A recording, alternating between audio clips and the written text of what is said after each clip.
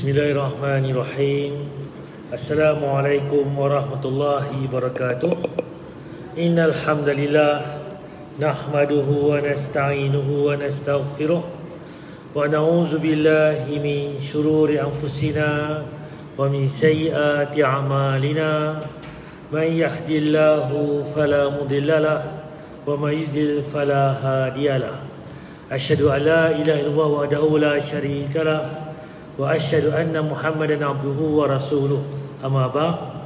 Yang saya hormati Tuan Imam Masjid Terkuasa Masjid Tun Abdul Razak Opah Perlis, tuan-tuan puan-puan Allah sekalian, pertama sekali marilah sama-sama kita manjatkan rasa syukur kita pada Allah Subhanahu Wa Taala kerana limpah kurnianya. Dengan rahmatnya dia beri masa kepada kita, dia beri tenaga, dia beri kesihatan. Di kesempatan pada malam ini dapat sama-sama kita solat maghrib berjemaah, dan dapat kita sama-sama sambung kuliah mingguan kita. Untuk maklumat tuan-tuan, hari ini tarikh 8 Disember bersama dengan 22 Rabiul Akhir, dan tajuk kita hari ini berkaitan dengan bab jihad, iaitu bab yang kedua kita bincang minggu lepas, iaitu larangan meninggalkan jihad. Cerita hari ini tentang macam mana kita ni jihad tapi jihad tinggal.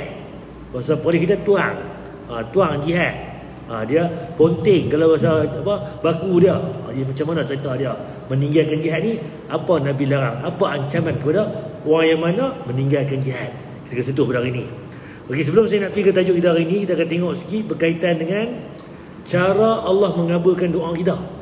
Kita tahu tuan, selepas semayang, dalam semayang, ketika sujud, sebelum bagi salam, bangkit malam tahajud, kemudian hujan lebat, doa-doa yang mustajab dia doa tuan.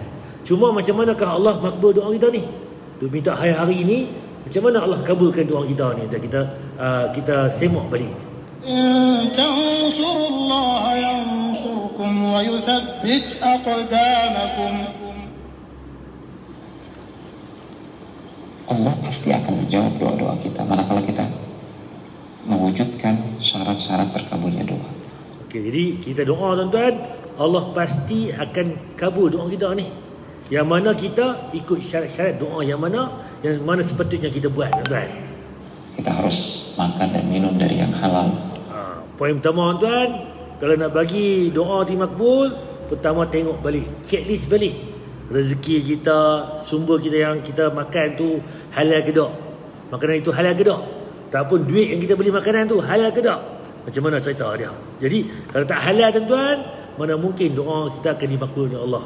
Yang Nabi kata tuan, dia lalu dia tengok seorang Arab ni yang mana kusai, yang mana berdebu habis muka ni, dia angkat tangan berdoa kan? Mana mungkin Allah nak kabulkan doa dia? Sebab apa? Sumber makannya yang haram, pakaian yang haram, semua yang haram. Jadi mana mungkin Allah akan kabulkan daripada sumber yang haram.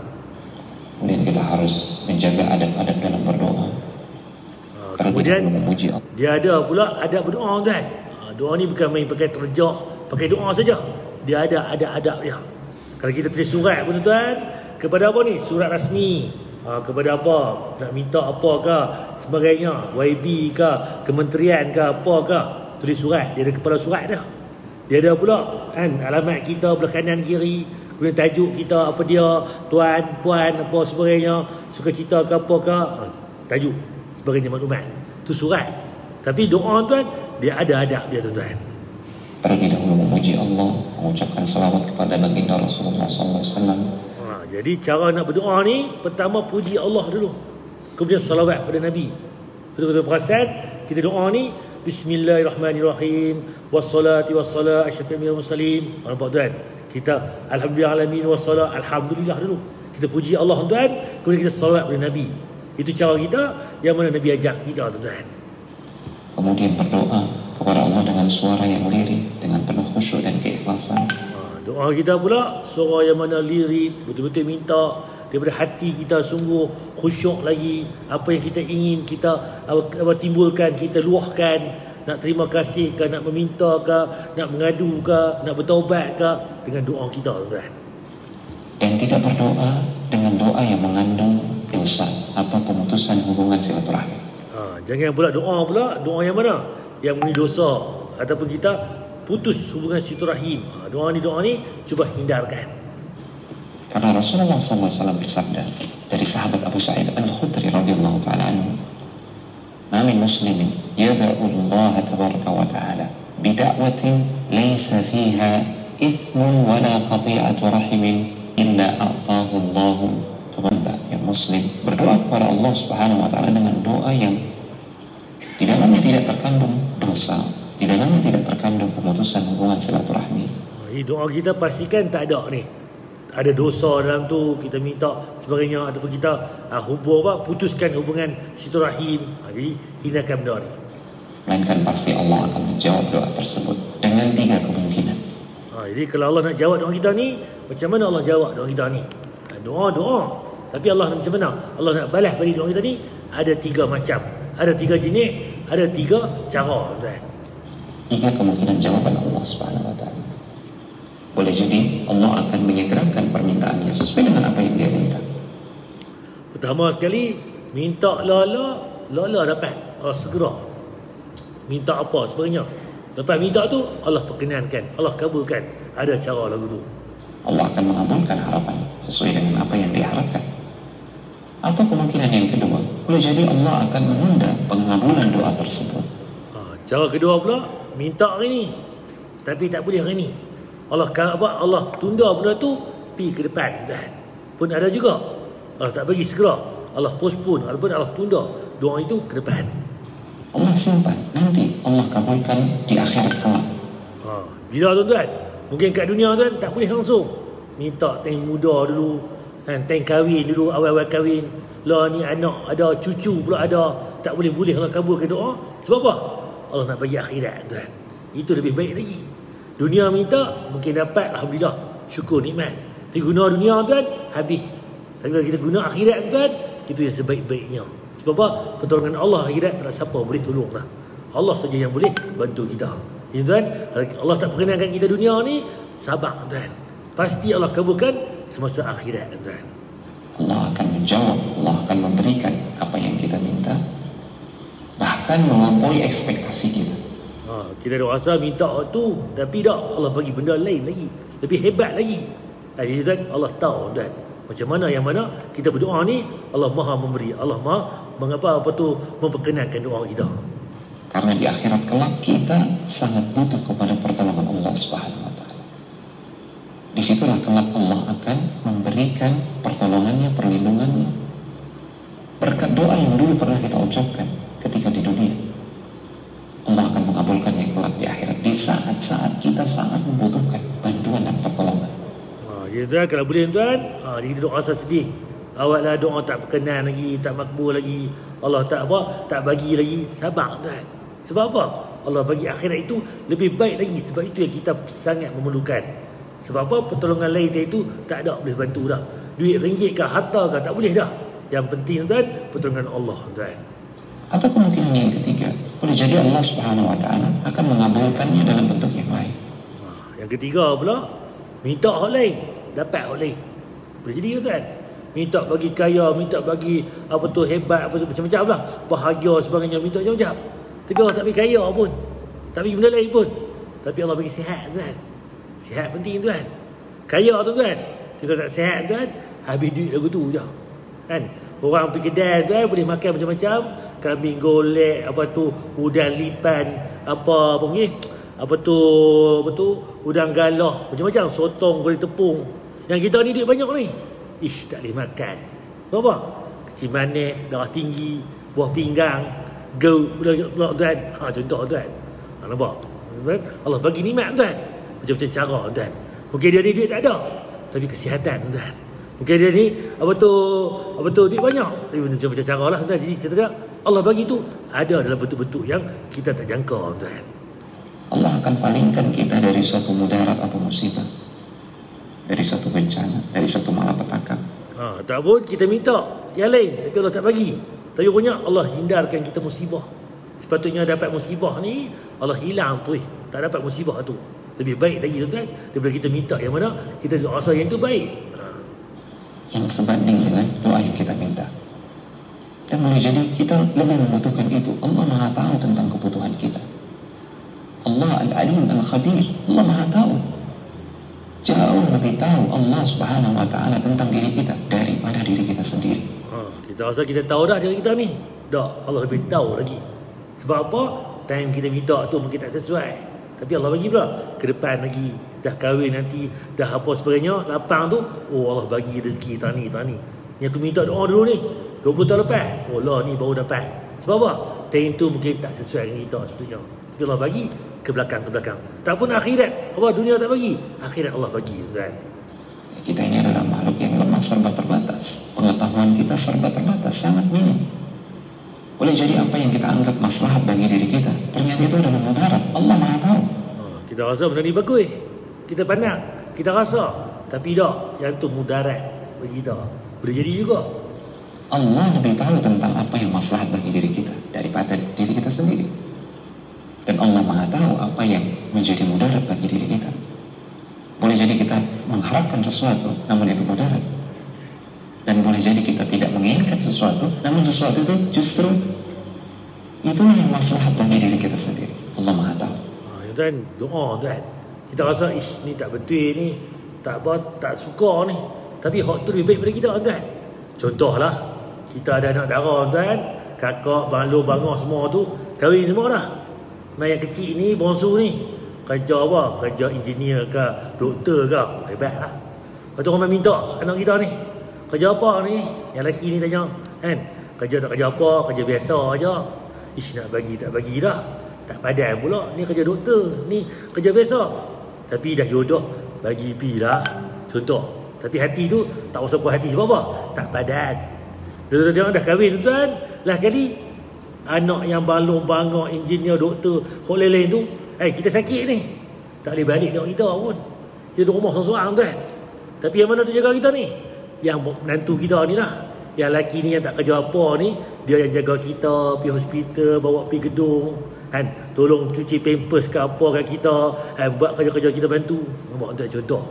Jadi dia rasa menantu ni tak ada apa. Memang hujung-hujung hak tu lah yang berguna.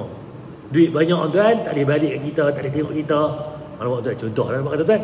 Kita rasa hak ni bagus, tapi tak, hak ni lebih bagus lagi. Jadi semua benda Allah bagi tu mesti ada sebab, ada musabab dia. Kita rasa kau ni bagus, tapi pandangan Allah yang ni lebih bagus lagi. Kita rasa yang ni buruk, tapi Allah kata yang tu lebih baik bagi kita. Ada tempat. Jadi kita tak, apa yang Allah bagi ni, semua itu kebaikan kita yang tak tahu. Di sinilah Allah Subhanahu wa ta'ala menunaikan janjinya. Dan boleh jadi kita berdoa dan terus berdoa, kita menganggap doa kita tidak terkabul, padahal sebenarnya Allah Subhanahu wa ta'ala sedang menghindarkan kita dari berbagai musibah dan malapetaka yang mungkin menimpa kita. Dia rasa Allah tak kabul doa kita, tapi rupanya Allah bagi nikmat macam-macam dah. Musibah ni, benda-benda yang lain berlaku ni, Allah hindar. Allah tukar benda tu daripada benda yang lebih hebat, lebih besar lagi. Kita tidak tahu, boleh jadi Allah sebenarnya sudah mengabulkan doa kita, namun kita tidak mensyukuri nikmat apa yang telah kita raih. Yakinlah bahwasanya Allah pasti akan menjawab doa kita. Dan pasti kita yakin Allah jawab doa kita. Cuma cepat lambat itu hak Allah. Mungkin tak dapat dunia, akhirat dapat. Mungkin minta lagu lain, Allah bagi lagu lain pun jadi. Tak apa, minta lagu lain tak boleh langsung, tapi punya Allah hindarkan kita macam-macam bencana, tuan. Bayangkan ni, doa ni penting. Contoh apa tu, Imam Syafi'i kata, kalau boleh ni perbanyakkan doa.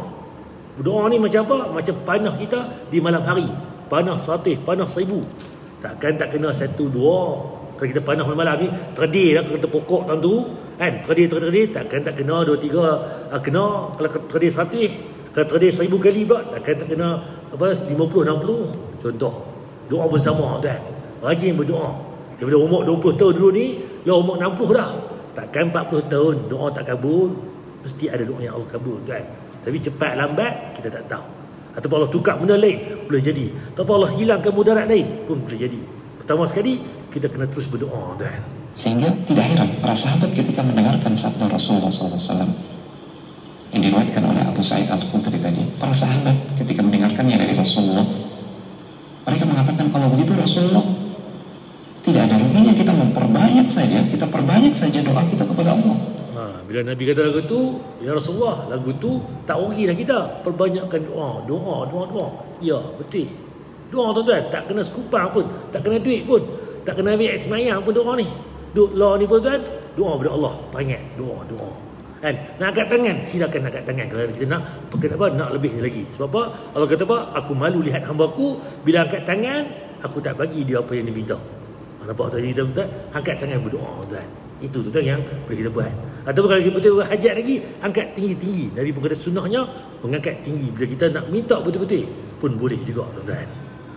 Apa kata Rasulullah? Allah lebih banyak lagi akan memberikan kalian pengabulan doa atau hal-hal yang bermanfaat bagi kalian.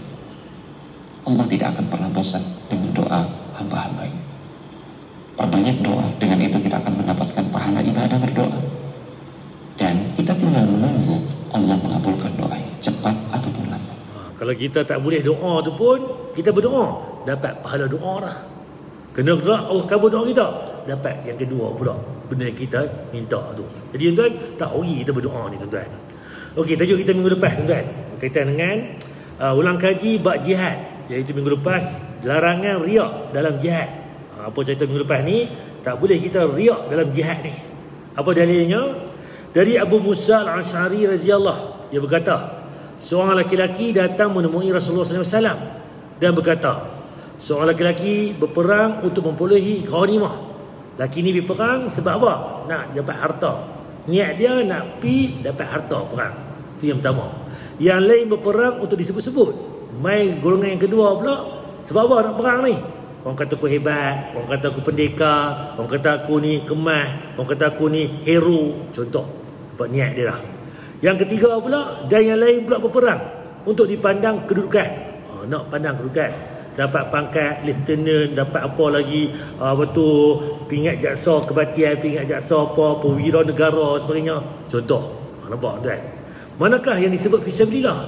Dalam tiga-tiga tadi ni, mana yang dikata fisabilillah? Pertama, nak cari harta, perang, ghanimah. Kedua, nak disebut-sebut, hebat sebagainya. Yang ketiga pula, nak kedudukan, pangkat, tahta. Tapi adanya dalam tiga-tiga tu, mana yang kata fisabilillah? Rasulullah SAW menjawab, apa dia? Barang siapa yang berperang untuk meninggikan kalimah Allah, maka itulah yang disebut fisabilillah. Yang tadi ni, tiga tadi tak ada apa. Yang kata fisabilillah ni, yang meninggikan kalimah Allah, kerana Allah Ta'ala, kerana agama, itu fisabilillah tuan. Hadis Bukhari dan Muslim. Itu tajuk kita minggu lepas. Kita kata riak ni tuan. Okey, saya lagi tuan-tuan. Mati syahid selain di medan jihad. Macam mana mati syahid ni selain di medan perang? Apa dia kata mati syahid ni? Kita tengok balik apa yang Nabi beritahu. Mati syahid di selain medan jihad. Rasulullah Sallallahu Alaihi Wasallam menyebutkan beberapa orang yang mati di selain medan jihad namun digelari sebagai syahid. Kita tahu mati di medan perang syahid. Tapi ada juga Nabi beritahu ada syahid yang mana bukan mati di medan perang. Macam mana tu? Dari Abu Hurairah radhiyallahu anhu, Rasulullah Sallallahu Alaihi Wasallam pernah bertanya kepada para sahabat, siapakah syahid menurut kalian? Orang yang mati di jalan Allah, itulah syahid, jawab para sahabat serempak. Macam kita lah, kalau ustaz tanya, saya tanya, mati fisabilillah ni macam mana? Mati yang mana, mati syahid ni macam mana? Mati yang mana, mati perang kerana Allah Ta'ala. Kita pun tahu lah, mati syahid ni siapa dia? Pergi perang, mati. Itu mati syahid. Jadi apa Nabi jawab balik tuan? Berarti orang yang mati syahid dari kalangan umatku hanya sedikit. Lanjut Nabi Sallallahu Alaihi Wasallam. Kalau hampa kata, kalau sahabat-sahabat kata ni, siapa mati syahid ni kena perang baru mati, lagu tu mati syahid tak ramai lah. Zaman kita lagi lah tak ada. Zaman Nabi dulu ni perang pun, perang Uhud, perang apa sebagainya, ada beberapa perang. Kalau zaman kita pula lagi tak ada lah mati syahid ni. Malaysia bila nak perang ni pakai doa lah. Nampak tuan? Jadi kalau betul mati syahid tu kerana perang, umat aku yang mati sikit sangat. Itu Nabi kata tuan. Lalu siapa saja mereka wahai Rasulullah? Tanya sahabat. Kalau sikit ya Rasulullah, macam mana pula? Siapa mereka ni ya Rasulullah? Kemudian Nabi Sallallahu Alaihi Wasallam menyebutkan daftar orang yang bergelar syahid. Siapa yang terbunuh di jalan Allah, dia syahid. Ini yang pertama tadi. Mati di jalan Allah, mati syahid. Pergi perang tuan, mati syahid. Siapa yang mati tanpa dibunuh di jalan Allah, dia syahid. Kan? Siapa yang mati tapi bukan kena bunuh di jalan Allah pun syahid. Kita pergi untuk menuntut ilmu kerana Allah Ta'ala ni, tiba kemalangan pun syahid kan sebenarnya. Sebab apa? Di jalan Allah tuan. Jadi banyaklah pecahan-pecahan dia. Siapa yang mati karena wabah penyakit taun, dia syahid. Penyakit taun tuan, nampak biasa aja, nampak lekeh aja. Tapi kalau penyakit taun tuan, Nabi sebut mati syahid juga tuan. Siapa yang mati karena sakit perut, dia syahid. Siapa yang mati karena tenggelam, dia syahid. Hadis riwayat Muslim. Nampak? Mati sakit perut pun syahid. Perut macam mana? Wallahu alam. Mungkin ada gastrik ke, sakit dalam perut ke, ada barah ke, apa ke, wallahu alam. Kaitan dengan perut ni pun termasuk mati syahid tadi. Siapa yang mati kerana tenggelam, lemah tuan, tenggelam sebagainya ni pun mati syahid. Hadis Muslim. Ni yang pertama. Dalam hadis lain dari Jabir bin Atik radhiyallahu anhu, Rasulullah sallallahu alaihi wasallam bersabda, dan dari lain pula, cerita pula ada tambahan-tambahan lagi yang mana yang selain daripada yang tadi. Selain yang terbunuh di jalan Allah, mati syahid ada 7. Mati karena taun, syahid. Mati karena tenggelam, syahid. Mati karena sakit tulang rusuk, syahid. Kita baca tadi yang hadis awal, taun termasuk, tenggelam termasuk. Yang ketiga ni, sakit tulang rusuk pun syahid. Nampak ditambah yang satu ni. Mati karena sakit perut, syahid. Mati karena terbakar, syahid. Tadi tenggelam. Ni sakit perut tuan, sebutlah tadi. Mati terbakar pun syahid. Kut mati terbakar dalam rumah ke, dalam kereta ke terbakar sebenarnya. Cara macam mana terbakar termasuk tuan, pun syahid. Mati karena tertimpa benda keras, syahid. Wanita yang mati karena melahirkan, syahid. Hadis riwayat Abu Daud dan disahihkan Al-Albani. Mati mana? Tertimpa benda keras. Kita duduk jalan elok, jatuh benda daripada atas, keras. Buah nyok ke, duduk jalan elok dengan kereta, jatuh LRT, MRT ke apa ke, tayar apa, monorail ke apa, jatuh atas kepala kita. Contoh. Apa saja benda yang keras, jatuh daripada atas ke bawah, kita mati, syahid. Dan wanita yang mati dalam keadaan melahirkan anak pun syahid tuan. Bayangkan tuan. Cuma syahid ni macam mana? Tu sebut kata syahid akbar, syahid kecil sebagainya. Jadi cerita dia, mereka ini termasuk pahala tu, pahala syahid tuan. Mereka inilah yang diistilahkan para ulama sebagai syahid akhirat. Kalau bahasa dia syahid akhirat. Kalau syahid dunia macam mana? Pergi perang, yang mana yang mati syahid tadi, kita tak perlu mandikan mereka. Pakai baju perang tu, suit perang tu ke apa ke, kan? Yang mana yang meninggal tu tak perlu mandi dah. Simpan terus dengan baju-baju yang dipakai tu. Bahkan tak perlu semayang tuan, terus simpan. Itu bagi orang yang mati syahid dalam perang. Tapi kalau tadi ni mati lemah, mati tenggelam, mati terbakar, mati jatuh benda atas, mati sakit perut, taun, dia pahala syahid, tapi kena simpan macam biasa. Kena mandi, kena semayang dan sebagainya macam orang lain sama juga tuan. Dalam arti, di akhirat kelak akan mendapat pahala syahid meskipun di dunia tidak mati di medan perang. Karena itu, sebelum dikuburkan, jenazah ini wajib dimandikan, dikafani, dan disolatkan. Jadi mereka ni yang tadi ni termasuk juga lah. Kena urus macam biasa. Kena kafan, kena mandi, kena simpan solat dan sebagainya. Sebagaimana umumnya jenazah lainnya, Al-Hafidh Al-Aini mengatakan, mereka mendapat gelar syahid secara status, bukan hakiki. Jadi status, kalau kita kerja di ni dia ada hakiki jawatan ni. Jawatan KUP khas untuk menyandang. Jadi itu kerja kita di dunia ni, dia ada pangkat-pangkat dia. Ini gelaran mereka ni syahid apa? Bukan hakiki, tapi dapat pahala syahid tu. Dan ini karunia Allah untuk umat ini, di mana Dia menjadikan musibah yang mereka alami ketika mati sebagai pembersih atas dosa-dosa mereka, dan ditambah dengan pahala yang besar sehingga mengantarkan mereka mencapai derajat dan tingkatan para syuhada hakiki. Sebab apa? Mereka ni sakit tu yang sakit, kemudian Allah buang dosa mereka, Allah angkat derajat mereka, Allah beri pahala yang berlipat ganda. Karena itu mereka tetap dimandikan dan ditangani sebagaimana umumnya jenazah kaum muslimin. Umdatul Qari, Syarah Sahih Bukhari. Tengok tadi, itu mati syahid daripada mati perang. Itu jadi 5 tadi dan juga 7 tadi golongan tadi. Okey, tajuk kita hari ini tuan-tuan. Bab jihad, larangan meninggalkan jihad. Macam mana cerita dia kita tinggal perang ni? Iaitu dalil itu yang pertama, Allah Subhanahu Wa Taala berfirman, hai orang-orang yang beriman, apakah sebab apabila dikatakan kepada kamu berangkatlah untuk perang pada jalan Allah, pergi perang jalan Allah ni, kamu merasa berat dan ingin tinggal di tempatmu. Macam mana ni? Orang suruh pergi perang, pikat panjang. Nak tinggal nak pergi ni, pikat panjang. Nak pergi perang ni tak tahu ni boleh balik ni. Kan? Kena ni mati kat sana ke saat lagi. Dia pikat panjang kan. Sebab apa? Sebab apa dia cinta tentang dunia ni. Kalau betul cinta akhirat tuan-tuan, inilah peluang untuk kita berbakti pada agama tuan. Tapi tak, kebanyakan orang dia rasa culah, dia rasa malas, dia rasa nak lari. Minta lah nama aku tak naik. Macam budak-budak itulah. Lepas SPM, PLKN, program yang mana pergi ke camp tu. Nama tak naik, selamat. Nama naik, kacau dah ni. Contoh tu baru pergi camp, tak pergi perang lagi tuan-tuan. Contoh. Kerana tadi, apakah kamu puas dengan kehidupan di dunia sebagai ganti kehidupan di akhirat? Nak ambil dunia ke puas? Tinggal dunia, cinta dunia. Sebab kalau kita cinta akhirat, kita akan segera untuk buat kebaikan. Dan kita cinta pula kehidupan akhirat itu. Sebab apa?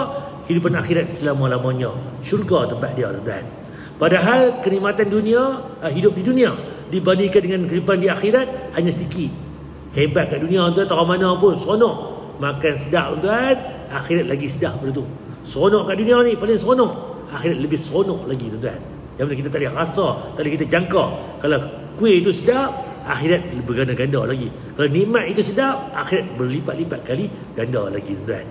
Jika kamu tidak berangkat untuk perang, nampak kalau kamu tak pergi perang, jika kamu tidak berangkat untuk perang, nescaya Allah akan menyesa dengan sesaan yang pedih dan diganti kamu dengan kaum yang lain, serta tidak akan dapat memberi kemudaratan kepadanya sedikit pun. Nampak tuan?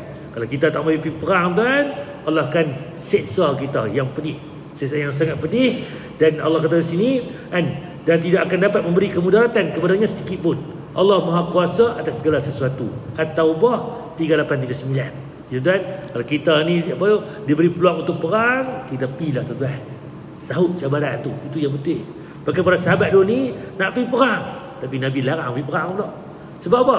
Senjata tak ada, kelengkapan tak ada, uzuk sebagainya, Tapi nak berperang ni, tapi tak dapat pergi.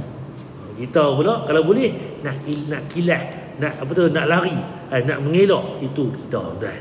Kalau buat lagu ni tuan, nescaya tadi Allah akan bagi azab yang pedih tuan. Bayangkan. Dari yang kedua, dari Abu Hurairah radhiyallahu anhu berkata, Rasulullah SAW bersabda, barang siapa mati sedang ia belum berperang. Kalau kita mati tak pergi perang dan belum pernah meniatkan dirinya untuk berperang, tak ada niat pun, kita mati tuan-tuan, maka ia mati di atas salah satu cabang kemunafikan. Anda kena peringat tuan. Kalau kita ni, ustaz, saya ni dah tua dah ustaz, nak pegang cangkui pun tak larat, tambah nak pergi pegang M16, nak pergi pegang pedang, pakai dok lah. Dok tuan, betul kita tak larat sebenarnya. Tapi dalam hati kita tu mesti ada dalam kecil tu, aku ni kalau boleh nak perang ni, fisabilillah. Kalau diberi peluang, aku nak masuk, aku nak sertai. Itu. Cuma bukan kata, ustaz, ni teroris ni duk je perang. Bukan. Sebab apa? Perang ni kerana agama. Yang kata kita duk pergi perang kat Syria ke apa tu, duk pergi dengan kereta sendiri ke, kena sini sebagainya tu, saya tak ada salah. Yang betulnya, bila pemimpin kita yang arahkan untuk berperang, kita boleh berperang. Tak boleh kita pergi sengap, sunyi-sunyi sebagainya. Itu yang berlaku tuan. Cerita dia, bila pemimpin kata perang, baru kita perang kan. Kalau tak kata, lagi tu dengan perang kan. Sebab dia ada banyak dia punya cerita tentang perang ni. Kata kita ni, sikit perang dah, dia mesti kena agama kan. Itu yang pertama. Kalau kita ni dalam hati tak ada niat nak perang, tak ada kena agama ni, dia ada sifat cabang kemunafikan. Nampak Islam tapi tak betul Islam. Kata sayang agama tapi tak betul-betul sayang. Dia masih sangsi lagi, masih wah-wah lagi, masih takut-takut lagi. Dia mesti betul-betul tuan-tuan. Kita kena ada dalam hati kita ni tegakkan agama. Itu tuan-tuan. Kena ada. Hadis Muslim. Okey, yang ketiga.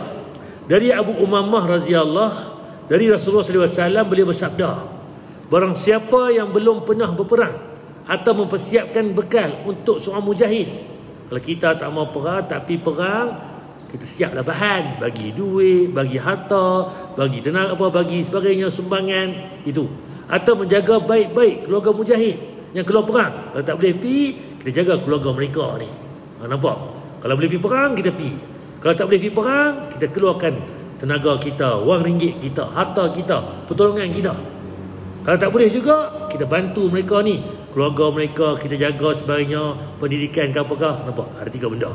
Maka Allah akan menimpakan musibah besar atasnya sebelum hari kiamat. Kalau kita buat leka, buat ghalib, buat tak tahu, Allah akan bagi balasannya sebelum hari kiamat. Sebelum mati ni Allah bagi siap-siap dah. Nampak dah, kena tengok balik. Hasan, hadis Abu Daud, Ibnu Majah, Al-Baihaqi, Ibnu Abi Hashim dalam kitab Al-Jihad, At-Tabrani, tuan. Okey, contoh lagi tuan. Mati dizalimi, apakah syahid? Macam mana pula ustaz? Ni mati ni dizalimi, kan orang zalim dia. Adakah ini pun mati syahid, tuan? Mati dizalimi, apakah syahid?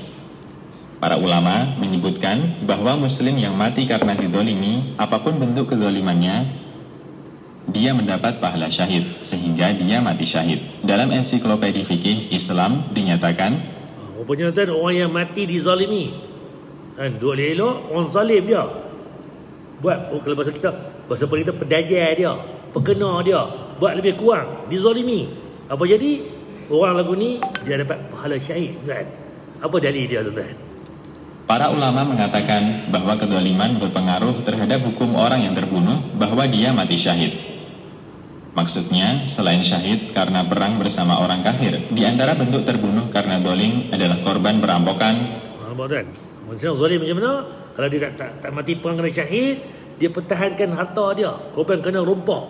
Kan ada kes tuan baru ni, bekas ketua pesara apa yang Kuala Lumpur tu, yang mana itu ni, masuk rumah dia penyamun, dia mati tuan.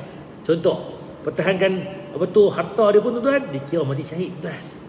Tapi dia mati tu kena kafan, kena mandi sebenarnya macam biasa. Tapi pahala tu ada dalam dalil tuan. Yang mana korban rompak tuan pun termasuk tuan. Pemberontakan, begal atau yang terbunuh karena membela diri. Bela diri tuan. Orang mai kita ni lawan, kita pertahan diri kita ni pun iya. Harta tuan pun iya. Darah, agama, keluarga atau kaum muslimin. Nampak? Semua benda-benda ni tuan termasuk.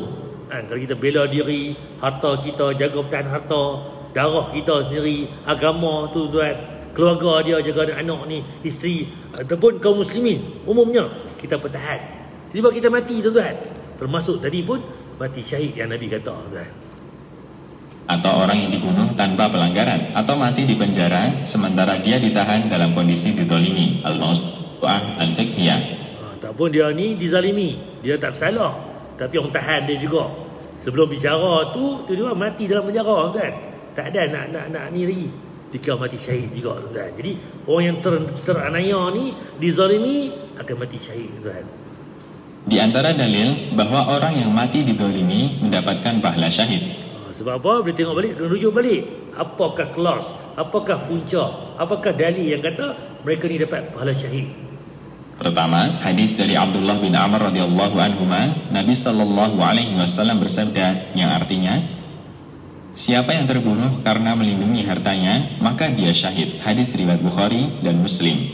Yang pertama ni, siapa yang terbunuh mati kerana melindungi hartanya, maka dia mati syahid. Allah ustaz, dia ni cinta dunia ustaz, duk tahan harta dia, bagi pilah dah perompak tu nak minta duit dia, mah dia ke apakah, bagi ni duk lawan pasal apa? Sebab kita kata lagu tu kan, betul kita kata lagu tu, tapi tak, kalau pertahankan hartanya tuan-tuan pun sama tuan, itu harta kita. Tapi tak berapa banyak lah, bila mah ni kecil lah, tak lawan lah. Tapi kalau dilawan tuan, dia mati, itu pun mati syahid tuan. Tanah dia punya ke, harta ke, apa saja hartanya, dia pertahan, memang milik dia. Orang nak ceroboh, orang nak ambil, orang nak rampas sebenarnya, termasuk tuan. Hadis Bukhari Muslim jelas. Dalam riwayat lain dari Sa'id bin Zaid radhiyallahu anhu, Nabi sallallahu alaihi wasallam bersabda, yang artinya, siapa yang terbunuh karena melindungi hartanya, maka dia syahid. Siapa yang terbunuh karena melindungi keluarganya, maka dia syahid. Keluarga pun syahid. Dia jaga, orang main nak ambil anak dia ke, isteri dia ke apa, dia lawan tuan, mati syahid tuan. Siapa yang terbunuh karena membela agamanya, maka dia syahid. Dan siapa yang terbunuh karena melindungi darahnya, maka dia syahid. Hadis riwayat Ahmad. Jadi cerita dia banyak tadi golongan tadi yang disebut tadi, kalau terbasuk ni ia mati syahid. Kedua, sebutan Nabi Shallallahu Alaihi Wasallam untuk Umar dan Utsman radhiyallahu anhuma. Nabi Shallallahu Alaihi Wasallam pernah menyebut Umar dan Utsman radhiyallahu anhuma sebagai syahid. Anas bin Malik radhiyallahu anhu menceritakan. Okey, rupanya ada satu dalil tuan-tuan.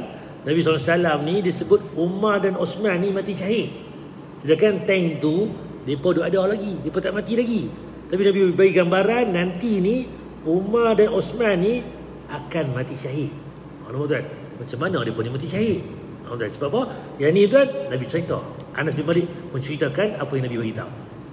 Nabi Shallallahu Alaihi Wasallam pernah naik gunung Uhud bersama Abu Bakar, Umar dan Utsman. Seketika itu Uhud bergetar. Satu ketika Nabi bersama siapa? Abu Bakar, Umar dan Utsman. 3 khalifah Islam kita ni. Cuma Ali je tak. Kemudian apa jadi? Mereka 3 ni naik ke atas bukit Uhud. Bukit Uhud tu bergerak tuan. Nampak tuan? Apa jadi tuan? Kemudian Nabi Shallallahu Alaihi Wasallam menghentakkan kakinya sambil menyampaikan, yang artinya, bila bergetak bukit Uhud tu, Nabi hentak kaki dia. Nabi kata dekat bukit Uhud ni, diam wahai Uhud, yang ada di atasmu adalah seorang Nabi, seorang Siddiq dan 2 syahid. Hadis riwayat Bukhari. Nampak? Wahai bukit Uhud, diam. Duduk diam-diam, jangan bergetak. Yang ada atas kamu ni, atas bukit kamu ni, seorang Nabi. Nabi sendiri dah. Seorang Siddiq, Abu Bakar tu Siddiq tu yang membenarkan. Dan 2 syahid, Umar dan juga Utsman tadi, mereka 2 ni syahid. Tapi dalam debat ni tak nampak lagi. Pasal apa Nabi kata lagu tu? Bila masa mereka ni mati syahid. Nampak tuan? Dalam hadis Bukhari ni. Padahal kedua sahabat ini tidak meninggal di medan jihad. Bila cek-cek balik, mereka 2 ni tak mati dalam perang pun. Kalau pergi perang mana-mana, tak jumpa pun yang Abu Bakar, Umar dan juga Utsman ni mati. Mereka mati dalam keadaan lain tuan. Namun Nabi Shallallahu Alaihi Wasallam menyebut keduanya dengan syahid karena mereka mati dizalimi. Sebab apa syahid tadi? Sebab mereka 2 ni mati dizalimi, kena tikar tuan. Jadi sebab apa? Dizalimi. Sebab tu dizalimi tadi termasuk mana yang mana mati syahid tadi. Umar meninggal di masjid saat menjadi imam salat subuh ditikam oleh Abu Lu'lu' al-Majusi. Sayyidina Umar tuan, dia mati bila? Ketika jadi imam salat subuh. Mai Abu Lu'lu' ni dia tikam Umar al-Khattab tuan. Mati mana? Ketika jadi imam subuh. Sebab apa? Dizalimi tuan. Ni kisah pertama. Sementara Utsman meninggal di rumahnya sewaktu membaca Al-Quran ditikam oleh Jabalah al-Misri. Demikian, Allahu a'lam. Yang mana seorang lagi sahabat Nabi, Utsman, khalifah yang ketiga, mati macam mana? Dia baca Quran di rumah dia, ditikam oleh Jabalah al-Misri. Nampak? Jadi sebab apa? Dizalimi. Bila kita dizalimi tuan, mati kita termasuk mati-mati syahid yang mana tadi ni. Cuma cara dia tak seperti mana simpan pengurusan tu, kena mandi juga, kena kafan dan sebagainya. Itu ia kena solat. Ni tuan tentang apa dia tentang mati syahid tadi. Dizalimi pun termasuk mati syahid. Kena banyak tuan. Okey, kandungan bab. Haram hukumnya meninggalkan jihad kerana meninggalkan termasuk salah satu cabang kemunafikan. Kalau kita tinggal jihad, kita termasuk orang yang mana dia ada ciri-ciri munafik tadi. Kata Islam tapi belakang tikam ke belakang. Kata lagu lain mulut tapi buat lagu lain. Munafik ni dia lain tuan. Janji tak tepati, sebagainya, cakap lagu lain, buat lagu lain. Ini orang-orang yang munafik. Kita mungkin tak ada munafik. Sifat munafik ni mungkin ada dalam diri kita. Kalau ada, kita buang tuan. Jadi cerita dia, kalau kita tinggal jihad, kita termasuk yang mana cabang-cabang kemunafikan. Okey, yang kedua, meninggalkan jihad termasuk sebab turunnya kehinaan yang menimpa manusia. Kalau kita tinggal jihad tuan-tuan, menyebab turunnya hina timpa manusia. Dan kita pergi perang, tinggal perang, tuan sebenarnya kita kalah tuan. Bila kalah tuan, kita dijajah, kita di take over sebagainya. Itu jadi kita akan jadi hina tuan, menimpa manusia ni. Okey, yang ketiga, barang siapa yang tidak mampu berperang, kalau tak boleh perang, maka hendaklah ia meniatkan dirinya untuk berperang. Tak boleh mampu perang, niatlah hati, aku nak perang ni. Sebab apa? Jihad tuan, kita lah jihad dalam perang pedang je. Jihad dalam bisnes, kedai Cina banyak ni pegang garang ni. Takkan dalam kedai Melayu, kita buat kedai Melayu Islam kita. Orang tu jual apa ni? Oh, jual hardware banyak ni. Islam tak ada, kita masuk kedai hardware Islam kita. Ni beliau ni buat apa ni? Kedai-kedai apa ni? Jual-jual barang-barang ni tak ada. Kita jihad dalam berniaga. Pun jihad juga. Jihad di luar dan sebenarnya. Dan juga kita ni kena tengok balik. Jadi kena niat diri dengan untuk perang. Salah satu tandanya adalah mempersiapkan bekal dan diri. Siaplah. Kalau nak pergi perang, nak tembak, nak terdir pun tak hati, nak perang macam mana? Kan? Kena kemas, kena ada pertahanan diri, kemahiran. Orang bagi M16 nak tembak pun tak hati. Bagi peluru pandu nak tekan enter tak mana on pun tak tahu. Kacau lah. Mesti ada persiapan diri, kena siap siaga. Persiapan ini ada dua macam. Pertama, persiapan maknawi. Kedua, persiapan harta. Macam mana disebut ulama ni? Pertama tuan-tuan, adapun persiapan maknawi adalah persiapan akidah, tarbiyah. Kena clear lah. Nak pergi perang, jom. Tapi semayang dok pun, kacau. Nak pergi perang, jom. Puasa dok pun, nampak? Kena clear dulu. Ibadah clear, akidah clear, tauhid kita clear, baru okey. Ni dak pantang saja orang kata kat Islam, dia pergi dulu. Siapa ni letak ni bangkai kat dalam masjid, tu dia buat bina buat ni, tu dia tak sangka perhimpunan. Tapi bila main semayang, tak ada orang kita je lah. Tadi 7 sah, 6 sah, geng kita tak main pun. Tu yang lain tak main pun. Bila orang hina saja, tu dia main, semua main. Bagus ada sifat tu, cintakan agama ni. Tapi kena ibadah, kena keluarkan, kena amal. Itu tandanya kita beriman pada Allah. Kalau cakap-cakap saja, lebih kurang macam munafik, tuan. Sebab apa? Munafik ni kata je lebih, tapi dok pun, tuan. Kena berhati-hati. Adapun persiapan lainnya merupakan cabang daripada persiapan ini. Allah Ta'ala berfirman, dan jika mereka mau berangkat, tentulah mereka menyiapkan persiapan untuk berangkat itu. Kalau kita nak perang, tuan, kena siap siaga. Kemahiran kita, taekwondo ke, silat ke, apa ke, pertahanan diri, kemudian tentu kelengkapan kita, kereta kebal kita ke, peluru berpandu ke, apa ke, kena semua bersedia baru boleh perang. Sebab Allah beritahu kena menyiapkan persiapan sebelum berangkat. Bukan tak apa, Allah ada. Allah ada pakai lagu tu saja. Pergi lawan tumbuk, orang pakai senjata, kita pergi lawan tumbuk. Tak jadi, tuan. Nabi pun perang, tuan. Patah gigi Nabi. Bayangkan itu, tuan, ilmu kebal ke apa, tak apa aku kemas ni. Tak ada ilmu kebal, tuan. Kalau kebal, tuan, syirik tu dan benda tu. Mesti ada benda-benda lain di sebalik kekebalan tu. Okey, hadis surah At-Taubah ayat 46. Okey, sini, tuan. 816, okey. Amalan istimewa setara pahala jihad. Apakah amalan istimewa? Walaupun kita tak jihad, dapat pahala jihad, tuan.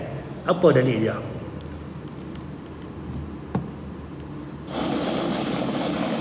Rasanya hampir tidak mungkin kita bisa melakukannya, mengingat keterbatasan yang ada pada diri kita. Berjihad di medan perang, tahajud setiap malam, atau puasa setiap hari. Namun, kita tidak perlu putus asa. Allah memberikan peluang untuk bisa mendapatkan pahala semua amal itu. Nabi SAW bersabda, Okey, dia kata tadi apa? Kalau kita nak pergi perang, mungkin ramai tak pergi perang. Kalau kita nak bagi tahajud malam-malam, tak semua boleh bagi tahajud, kan? Nak puasa kerap, sakit gastrik sebenarnya. Benda-benda tu, tuan, kekangan kita. Tapi ada pahala-pahala yang setaranya, yang sebanding dengan dia, tuan. Apa dia, tuan? Orang yang membantu para janda dan orang-orang miskin, pahalanya seperti orang yang berjihad di jalan Allah, atau seperti orang yang selalu berpuasa siang harinya dan selalu salat malam pada malam harinya. Ada satu dalil, tuan. Orang yang berusaha memenuhi keperluan janda ni bertunggal, tuan, dan orang miskin, pahalanya seperti berjihad di jalan Allah, atau seperti orang yang rajin puasa di siang hari dan rajin tahajud di malam hari. Pasang tu, ustaz. Ni bagus ni. Saya nak dengar ini, ustaz. Pergi selamatkan janda. Tu dia, tuan. Bukan betul, tuan. Tengoklah semua, tuan. Kalau ada ibu tunggal ke sebagainya, kita bantu mereka. So mereka bersorangan. Dan orang miskin. Ni dah, mak janda ni, kok janda yang cantik-cantik saja saya ambil. Bantu. Tak cantik saya tak bantu. Jangan, tuan. Cerita lain pula. Nampak kata, tuan, nak pahala jihad, tuan, apa dia? Kita bantu keperluan, memenuhi keperluan. Kan? Yang mana ibu tunggal, orang miskin. Kalau kita boleh buat lagu tu, pahalanya seperti berjihad di jalan Allah. Seperti orang yang rajin puasa di siang hari dan rajin tahajud di malam hari. Nampak, tuan? Kita mungkin nak puasa kerap, payah. Nak bagi tahajud ni jarang-jarang. Boleh tuan-tuan gunakan platform tuan-tuan ni bantu. Yang mana duit tuan-tuan, infak, sedekah kepada anak yatim, sebagai apa, orang miskin ni bantu tuan. Jadi tuan, tengah orang ni orang tengok janda saja, kacau juga tu pun. Jadi tuan nampak kata dua-dua ni boleh tuan bantu kita. Jadi apa tu, ni perkara yang mana pahala ni sama seperti pahala jihad. Nampak tuan, Allah bagi ruang yang lain. Hadis Bukhari dan Muslim. Ustaz, seronok ustaz ni, lepas ni saya pergi kedai tu selalu dah. Kacau. Tu tertelih pula lah. Kalau tuan mampu, kahwin jenda tu terus selesai. Tak ada masalah apa. Kalau berani lah. Tak ada masalah lah. Itu tuan-tuan lah. Timbang tara tengok tuan. Hadis Bukhari dan Muslim. Okey, ni tentang cerita kita ni tentang larangan meninggalkan jihad. Apa cerita dia tuan-tuan? Tak boleh kita tuang jihad ni. Kalau habis tak ada, minima tak ada ni, niat jihad tu ada untuk ada kita. Kalau tak ada niat jihad itu, kita salah satu cabang kemunafikan. Jadi kalau kita ada harta, kita bagi harta kita sumbangan untuk jihad itu sendiri. Kalau habis tak ada tuan-tuan, kita berdoa kepada Allah, tuan. Itu yang terbaik. Tapi tuan apa kata, ada harta guna harta, ada tenaga guna tenaga. Gunakanlah platform-platform yang kita ada ni. Cuma tajuk minggu depan tu kita akan sentuh nanti dalam bab jihad juga, tapi bab yang lain lah. Cuma saya ulang kaji balik, iaitu cerita dia kalau dipanggil kita berjihad, kita sahut jihad itu. Cuma jangan kita, ustaz ni tajuk ni teroris ni, bukan teroris. Agama ya kita pertahankan, dan kita pergi saja nak pergi perang orang. Sebab Islam kita ni dia ada pula tata cara dia, perang macam mana, bila boleh perang. Perang pula macam mana, pergi bunuh askar dengan askar, bukan bawa bom tu pergi tempat orang ramai, tempat kuil ke, tempat gereja ke, tempat rumah ibadah mereka, pergi bom orang ramai. Bukan lagu tu cerita dia. Sebab Islam dia ada garis panduan macam mana nak perang, siapa dia kita nak perang. Budak-budak tak boleh, orang perempuan, orang tua sebagainya. Itu yang Nabi larang. Yang mana tentera saja kita perang tuan. Itu dia cerita lain lah. Allah malam. Kita ada tuan nak tanya apa untuk tajuk hari ni berkaitan dengan bab jihad ni. Kalau ada boleh tuan tanya. Ada tak? Ya. Baik. Waalaikumsalam. Ya, doa tadi. Ya. Ya.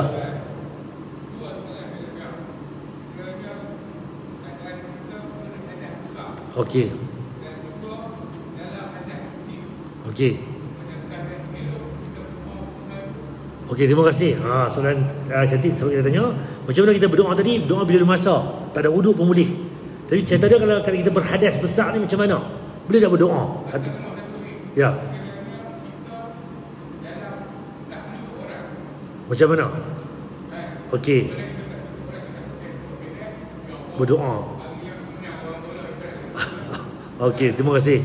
Ini soalan jemput ni macam mana? Yang pertama sekali, kalau boleh tu Nabi sendiri pun kalau tengok dia nak sebut betul nama-nama Allah dan doa ni pun dia berwudu sebenarnya.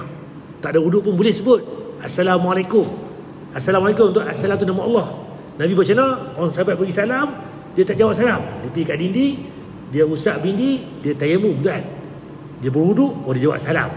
Kita tak buat lagu tu. Assalamualaikum Pak Mat. Nabi wudu kan. Dia Nuh ni hang ajaran mana ni? Tak jawab salam boleh, tak masalah. Cuma tadi macam mana doa tadi? Kalau kita dalam keadaan betul berhadas besar, itu dia tak nak cantik lah. Kita bagi bersih dalam hadas besar tu. Cuma cerita dia tak ada, kalau sekadar tak ada wudu boleh lagi lah. Berhadas besar tadi tak cantik lah. Kita pun kalau kita jumpa orang pun burus gigi, tak gosok gigi. Takkan nak sembang orang, mesti nak burus gigi dulu. Tu dengan manusia, ni dengan Allah kan. Jadi adab dia tu kan. Cuma kita hindarkan lagu tu lah. Kalau baru kalau kencing ke apa, ada kecil tu pun samalah, kita baru bersihkan diri itu dulu. Itu yang sebaik-baiknya kan. Wallahualam. Dan tadi pun pakai tak tutup aurat pun tak kena gaya lah kot nak berdoa. Kalau sembang dengan kawan tak apa lagi, tak nampak dia. Ini dengan Allah ni, Allah Maha melihat. Tak malu pada hamba, malu pada Allah kan. Wallahualam. Tu adab lah. Wallahualam. Ada tanya tuan? Abang saya bagi kat ini dulu insya-Allah. Subhanakallahumma bihamdika asyhadu an la ilaha illa anta astaghfiruka wa atubu ilaik. Assalamualaikum warahmatullahi wabarakatuh.